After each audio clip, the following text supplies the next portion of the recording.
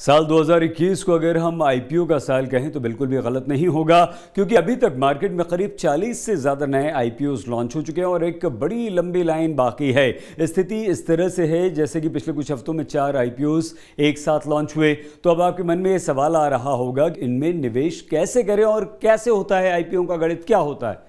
तो आइए जल्दी से हम आपको बता देते हैं। सबसे पहले आपको ये जानना होगा कि आईपीओ होता क्या है। दरअसल हमारे देश में कई सारी प्राइवेट कंपनीज काम कर रही हैं। इनमें कई कंपनीज परिवार या कुछ शेयर होल्डर्स आपस में मिलकर चलाते हैं। जब इन कंपनियों को पूंजी यानी कि पैसों की ज़रूरत होती है तो ये खुद को शेयर बाजार में लिस्ट कराते हैं और कराती हैं, और इसका सबसे कारगर तरीका है आईपीओ यानी कि इनिशियल पब्लिक ऑफर जारी करना।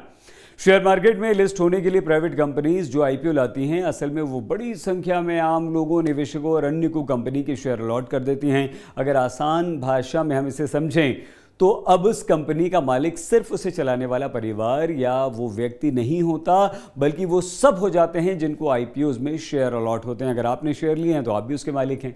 आईपीओ में जो शेयर अलॉट होते हैं वो आमतौर पर बीएसई या एनएसई जैसे स्टॉक एक्सचेंज पर लिस्ट होते हैं, जहां लोग इन शेयरों की आराम से खरीद और बिक्री कर सकते हैं। तो आइए आप जल्दी से ये भी समझ लेते हैं कि आईपीओ लाया कैसे जाता है और किसी निवेशक के हित की सुरक्षा कैसे होती है।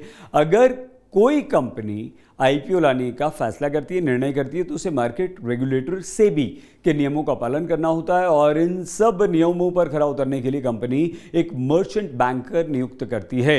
यह बैंकर सेबी में रजिस्टर्ड होता है और वही आईपीओ से जुड़े सारे कंप्लायंसेस पूरे करके आईपीओ के लिए आवेदन करता है। और जब कोई कंपनी आईपीओ लाती है तो वो सेबी के पास आवेदन करती है, और आवेदन करते समय कुछ दस्तावेज जमा करवाने होते हैं। इससे लोग draft red herring prospects DRHP के नाम से भी जानते हैं। किसी भी कंपनी के आईपीओ का DRHP असल में उस कंपनी, उसके शेयरधारक, उसकी वित्तीय स्थिति, कंपनी के कामकाज, उसके कानूनी पचड़ों, उस पर कर्ज, आईपीओ से मिलने वाले पैसों का इस्तेमाल यानी कि यूज़, उससे जुड़े जोखिम यानी कि खतरा वगैरह की जानकारी देता है। सेबी इन सब बातों का असेसमेंट करती है, और अगर सब सेबी को ठीक लगता है तभी कंपनी को आईपीओ लाने की अनुमति, इजाज़त सेबी की तरफ से मिलती है। सेबी से आईपीओ लाने की मंजूरी मिलने के बाद कंपनी अपने शेयरों के लिए बोलियां मंगवाती हैं। इसमें तरह तरह के निवेशकों जैसे कि रिटेल, इंस्टीट्यूशनल्स के अलग अलग शेयर्स रिजर्व रख दिए जाते हैं। आमतौर पर किसी भी कंपनी का आईपीओ 3 दिन के लिए ही खुलता है। अब आइए ये समझें कि आईपीओ में हम निवेश कैसे करें। अगर निवेशक को यानी आपको और हमें, किसी निवेशक को अगर आईपीओ में निवेश करना है तो सबसे पहले हमारे पास एक डीमैट अकाउंट होना चाहिए। डीमैट अकाउंट आप किसी भी ब्रोकिंग फर्म से खोल सकते हैं, लेकिन एक्सपर्ट्स की राय ये होती है कि हमेशा डीमैट अकाउंट एक जानी मानी ब्रोकिंग फर्म से ही आपको खोलना चाहिए।